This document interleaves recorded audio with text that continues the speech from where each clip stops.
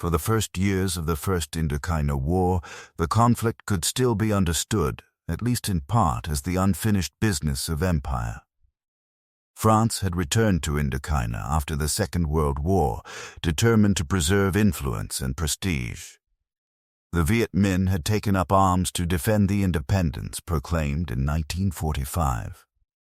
The war was brutal, complex, and deeply Vietnamese.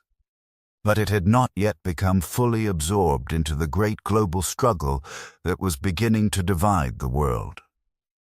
That changed at the end of the 1940s. Beyond Vietnam's northern border, history moved with enormous force. In 1949, Mao Zedong's communist forces triumphed in China. The Chinese Civil War ended with the creation of the People's Republic of China.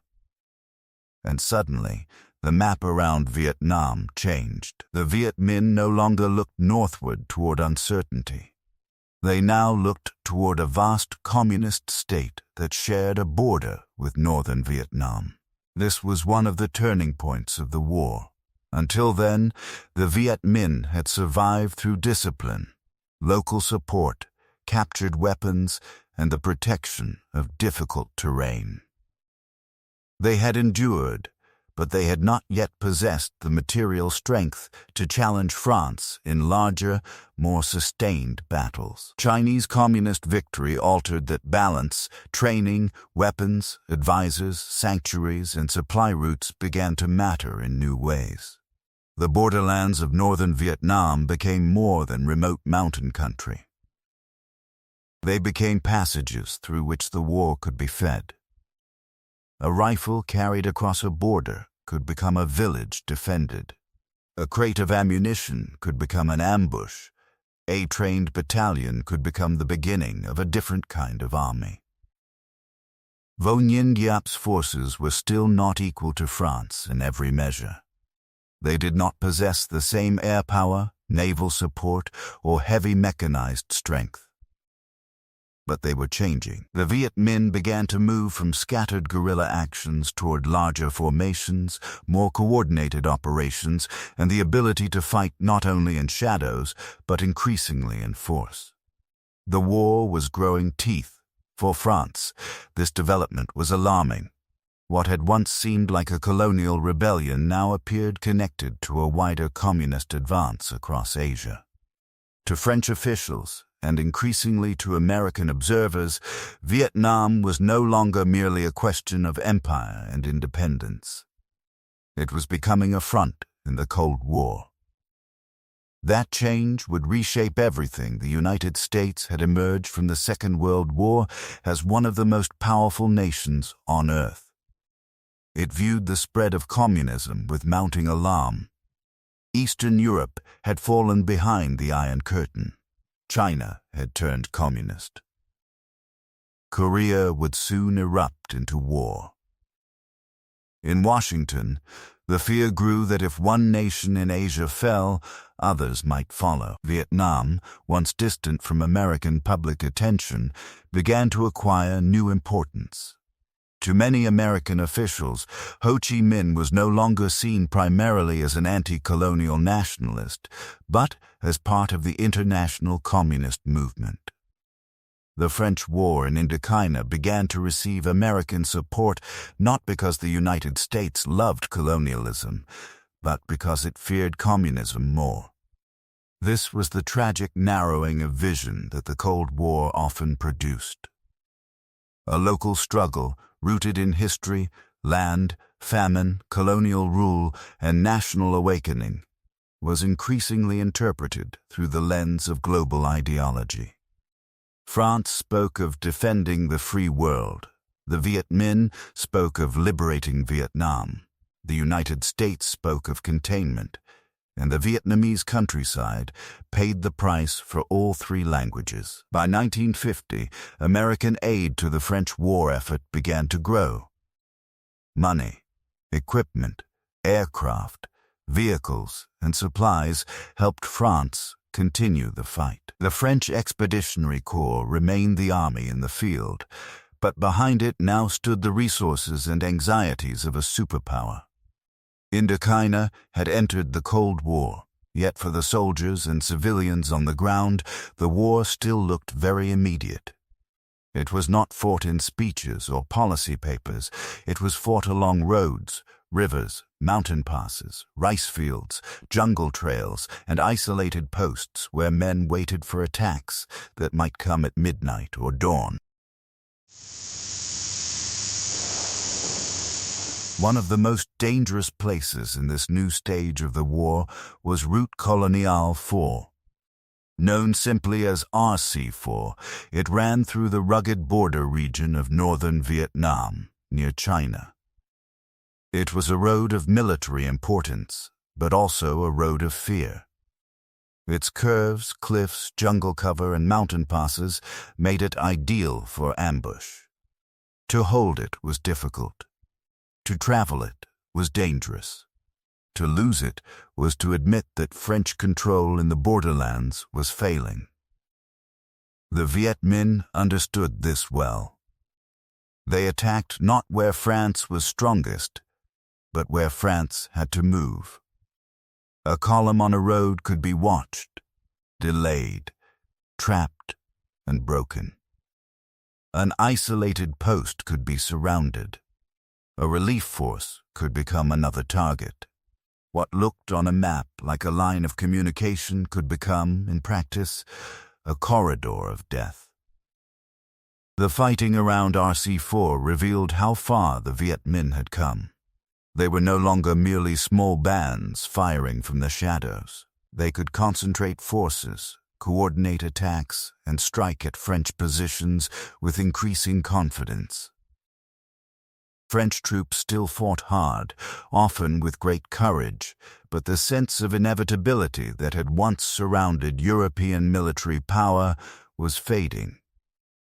The mountains no longer belonged automatically to France, nor did the roads, nor did the night. This was the deeper meaning of the war without a front line. France could hold Hanoi, Saigon, Haiphong, and other major centers. It could command ports, maintain airfields, occupy provincial towns, and defend fortified posts. But between these points lay a vast and contested world where authority was uncertain. A village might appear loyal by day and supply the Viet Minh by night. A road might be open on Monday and cut on Tuesday. A French patrol might pass safely through a district one week and vanish there the next. Maps could show territory in reassuring colors. But maps could not show fear, rumor, loyalty, silence, or the hidden movement of rice and ammunition through the dark. The Viet Minh built strength in those spaces. They grew not only through weapons, but through organization. Cadres worked among villages. Porters carried supplies over impossible distances. Local militias watched roads and reported movement. Intelligence flowed from hamlet to hamlet. A revolutionary structure spread beneath the surface of daily life. For France, this meant that military victory was always incomplete. A successful operation might clear a valley. But once the troops left, the Viet Minh could return. A fortified post might dominate the ground around it, but only as far as its guns and patrols could reach. A convoy might arrive safely, but its safe arrival proved only that the road had survived one more day. This was war as exhaustion. It wore down men, budgets, patience, and belief. In Paris, the conflict became harder to justify. It consumed resources at a time when France was still rebuilding from the devastation of the Second World War. Governments changed. Debates grew sharper. The war seemed distant to many French citizens, yet endless to those sent to fight it.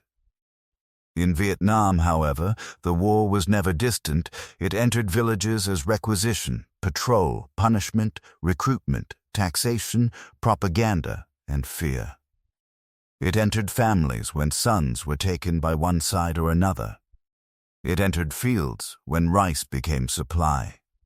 It entered roads when mines were buried beneath the mud. The First Indochina War was not only fought by armies, it was endured by a society. By the early 1950s, France faced a painful truth.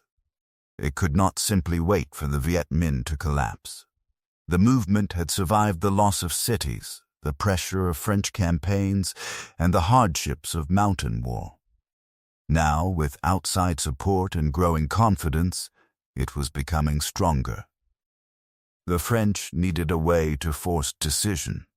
They needed a battle that would draw the Viet Minh into the open. They needed a place where air power, artillery, fortified positions, and professional troops could break Giap's army before it became too powerful.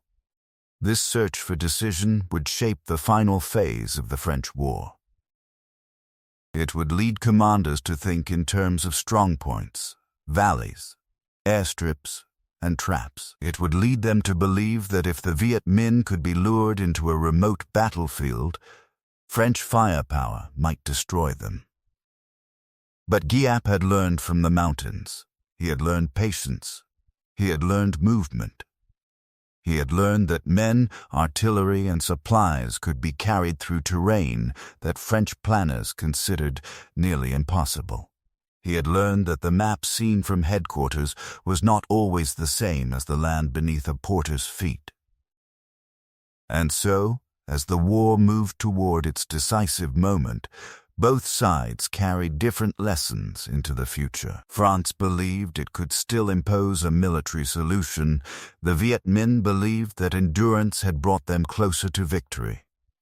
The Cold War had given the conflict greater resources, greater danger, and greater international meaning. But at its heart, the war remained what it had been from the beginning.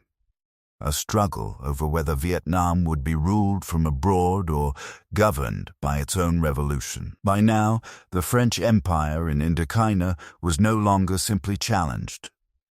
It was bleeding. Its roads were unsafe, its outposts were isolated, its soldiers were brave, but weary. Its enemy was no longer waiting to disappear.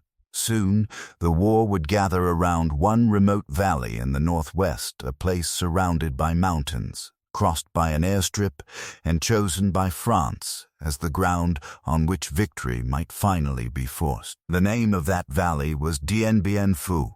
There, the First Indochina War would reach its breaking point, and there an empire would discover that history does not always surrender to firepower.